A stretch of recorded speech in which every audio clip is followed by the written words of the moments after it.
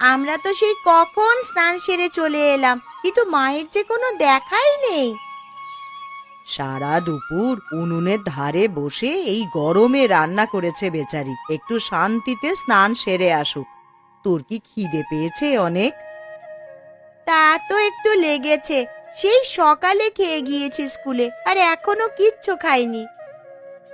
একটু অপেক্ষা কর দিদি ভাই, তোর মা এক্ষুনি চলে আসবে। ওই তো মা চলে এসেছে।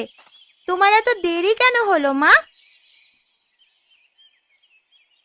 ঘাটে রতনের মায়ের সাথে দেখা হয়েছিল রে, তাই ওর সাথে দুটো সুখ দুঃখের কথা কইতে গিয়েই দেরি হয়ে গেল রে মা। আর এইদিকে খিদে আমাদের পেটে ইঁদুর দৌড়াচ্ছে মা, তাড়াতাড়ি আমাদেরকে খেতে দাও।